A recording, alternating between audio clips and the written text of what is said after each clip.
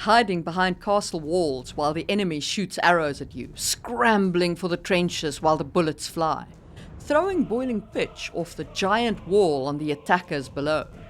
Fortifications of various sorts play a key role in warfare, and therefore should probably exist in your world as well, whether you're having a war on right now or not.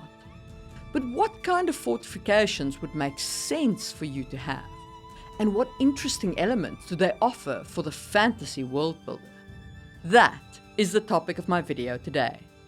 Welcome to another episode of Just in Time Worlds with your host, Marie Mullaney. If you enjoy this kind of content and you'd like to support me in making more of it, you can hit my Ko-fi page down below, or you can buy my books, the Sangwheel Chronicles, available at most digital bookstores. Thanks to all of my current supporters who really help in making these videos easier. Alright, enough of that, let's crack on. Just a quick PSA, I am not a military expert, and this is not an exhaustive list of fortifications.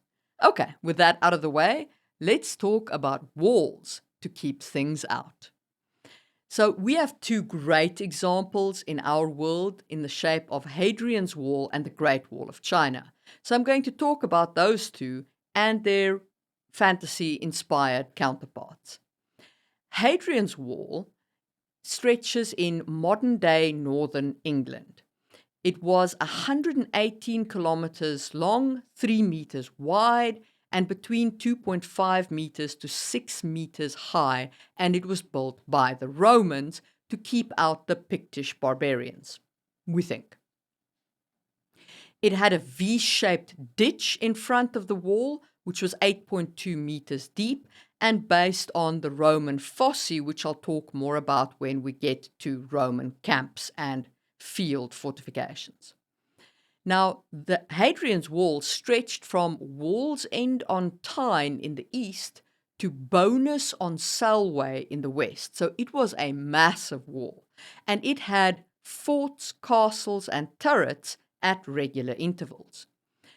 Hadrian's Wall very obviously inspired George R.R. Martin's Great Wall, although he added magic and ice and made his wall 700 feet tall. I think it was feet, so like 100 meters tall. The wall defended the first men from the others and their ice spiders and so on. The Night's Watch have defended the wall for 8,000 years when the book starts, and it was built by Brandon the Builder with assistance of the Children of the Forest and the giants. And it is susceptible to being brought down by the horn of Jarnum. So in both cases, the real world and George R.R. Martin's case, the purpose of the wall was to create a barrier across a country-sized area to keep one part of to keep a people away from another people. So it was a complete border wall that blocked off an area. The Great Wall of China had a similar purpose. It is a massive wall along the northern borders of ancient China, and its purpose was to protect China against the raids of the nomadic steppe people, but also to impose border controls and apply tariffs to the trade coming in from the Silk Road. And you can check out my thoughts on the Silk Road in the information cards over there when I talk about creating an overland trade route. The Great Wall of China was even used in communication. It had signal fire locations that, because of the height of the wall, would allow the signal fires to be seen from a long distance, providing a much better and faster form of visual communication. The Great Wall of China is a very clear inspiration for the role-playing game Legend of the Five Rings Carpenter Wall, also called the Caillou Wall. Now, in Legend of the Five Rings, the first wall was more like the French Maginot Line, which I'll also talk about later. It had various watchtowers and fortifications and palisades, but it wasn't actually a fixed wall. And the purpose of this first wall was to protect the Empire of Rokugan against the Onis and the dark forces of the Shadowlands, which was continually attacking the Empire of Rokugan where the people lived. In the year 1760, the Oni, known as the Maw, pushed this crab line of defenses. The crab clan was charged with defending the wall. So in 1760, the Oni, known as the Maw, pushed this crab line of defenses and breached the old wall. A Shugenja, which is like a priest mage of the crab called Kuni Osaku, raised a wall of water and held it for 73 days while the crab clan built a stone wall behind her wall of water. On the 74th day, Osaku's strength failed her and she died. And as the flood faded, the Maw's army strode forward and died on the Kaiu wall. So this wall has continued to be extended over the centuries, just like the Great Wall of China, which definitely wasn't built in a single emperor's lifetime, but was continually extended.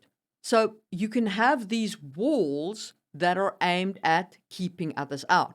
But sometimes it's not an actual physical wall, as we spoke about now with the Great Carpenter Wall, the first crab wall. So I mentioned there the Maginot Line. So what was the Maginot Line? After World War I, France wanted a defensive bulwark in case another war came at them from Germany, because the German army had decimated France during the First World War. So they constructed a defensive line. They had fantastic fortress defense points and pillboxes with the latest technology to defend against artillery. It was spaced out correctly with barriers in between them, and it stretched all the way along the French and German border. Why didn't it work? Because Hitler didn't go over the French-German border. He attacked France through Belgium, and that was not at a border onto which the Maginot Line had been defended. So France was invaded by Nazi Germany and, of course, famously had to surrender. So that is an example of a wall that just straight up didn't work because it wasn't long enough and didn't extend far enough. So when do such walls work as fortifications? Well, when you have a limited area to fence off, it is not really viable to put walls around the entirety of a country. It is simply too much space and requires too much maintenance. Now, maybe if you could do it with magic, sure, then you could have a wall around an entire country. Of course, you would then also have very limited entry points into that country, and you might very well limit trade, but you could have that kind of fortification. Walls definitely do work well with magic. The Carpenter Wall had its defensive magic inlaid into it. Martin's walls had the ice blocks and all of the magic of the defending of the ice and the wall itself built into it. So you can definitely layer that wall with defensive magics and really bring out the fantastical element there. Walls are, of course, less helpful against flying enemies, but not completely without merit. I mean, Britain constructed a whole series of defensive bulwarks in case Nazi Germany did invade them during the Second World War, and you can still see the various pillboxes and fortification points along the beaches and even going into the second line of defense in the fields of Britain. It is important to remember that while you can bomb a country from a plane, if you want to invade them and take them over, you need to put boots on the ground. And that means that you are going to reach a point where those defensive fortifications come into play. So if you enjoyed that discussion about walls as fortifications and what they offer the world builder, hit the thumbs up button.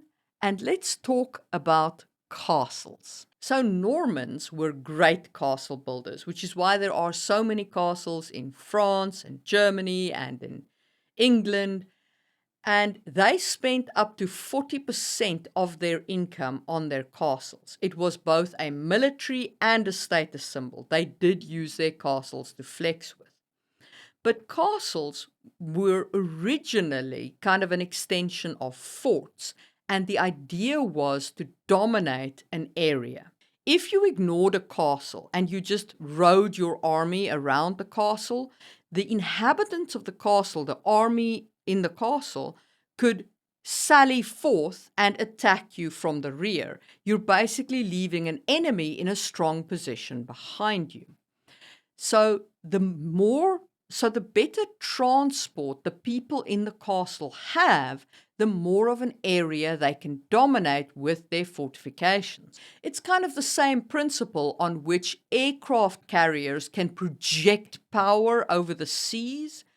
In the same way, a castle can project power over land from its stationary location. Because the aircraft carrier can send out planes to, pacify an area, in the same way a castle can send out knights or men-at-arms to pacify the area around it. In terms of the actual construction of a castle, there is a lot, and I do mean a lot, that goes into the building of a castle. I could do a whole series of videos about various castle technologies. But just to hit some highlights. Location, location, location. This rule applies to all real estates. Richard the Lionheart built the castle Chateau Gilead, 90 meters above Les Andelys, overlooking the Seine in Normandy. And its location all by itself offered it enormous defensibility. Indeed, it could only be taken by starving the defenders with a siege, which is a hella slow way to make war. Water is an incredible defensive feature. Even in today's warfare, with all of our advances, it is hard to cross a big body of water. Back before you had pontoon bridges, crossing a river or a moat was no joke. That's one of the reasons why River Run Castle in George R.R. Martin's world is so defensible. That body of water around it provides an enormous inherent defense. The walls of your castle matter. The gates matter. All of these defensive parts of the castle provide height for your defenders to drop things on the people below them.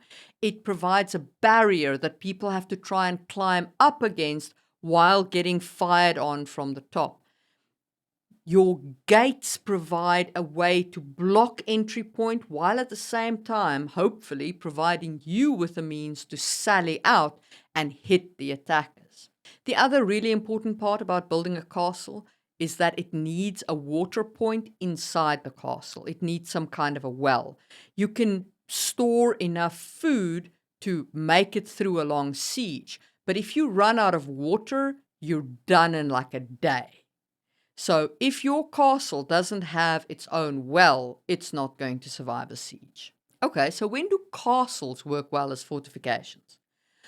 When you're protecting a more limited scope, like a lord's fief, so you only have to project power over a certain portion of the land.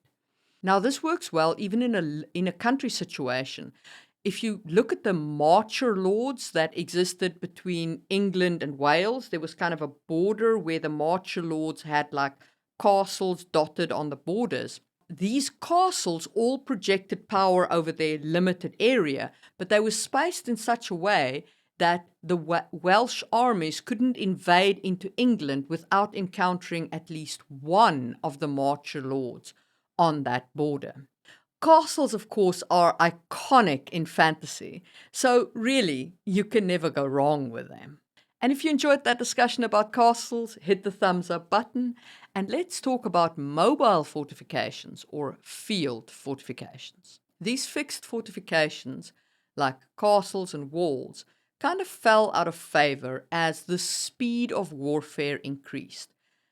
Nazi Germany proved that you can just go round a wall if you move fast enough. You can just go round a castle if you can move fast enough to get out of the area where the Lord can project his force. Also, as artillery became more devastating, those fixed fortifications became less useful. You have bombs that are called bunker busters that can dig out an entire bunker and blow it up. So it becomes much less useful to have walls to hide behind with those kinds of weaponry available to you. And also, as air power became a thing, it became much less useful to have walls, but nothing's covering you from bombs being dropped from the sky.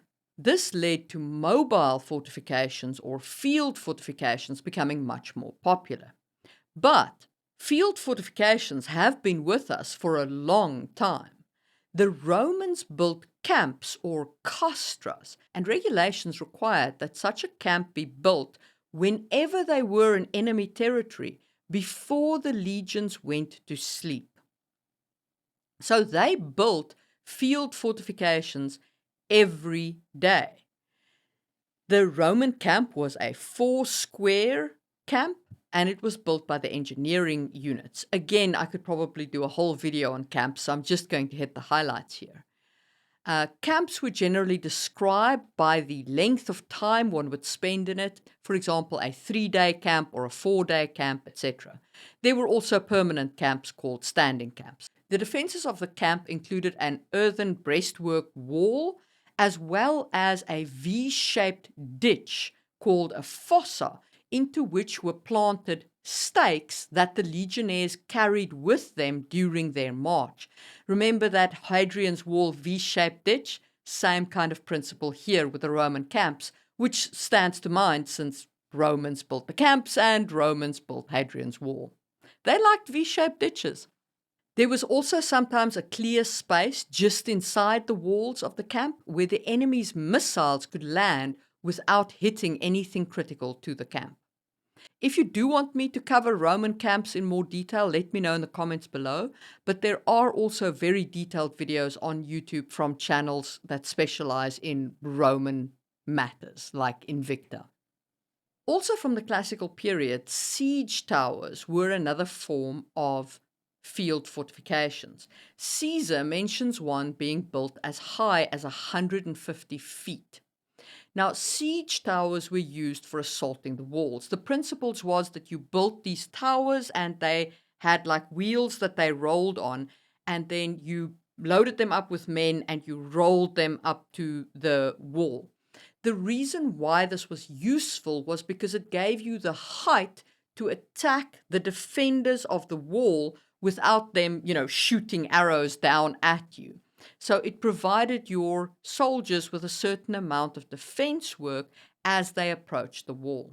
Trenches also form a great form of field fortification, as proved by the First World War. Now, during the First World War, these trenches also had barbed wire in front of them, and they had these extensive trench networks. There were trenches that were lower than other trenches, and so on. Now, trenches are very limited the moment you start getting a lot of air power, because they are very easy to bomb. You can also build temporary walls out of earth, like breastwork walls, or sandbag walls, where you can take sandbags and construct temporary walls out of them.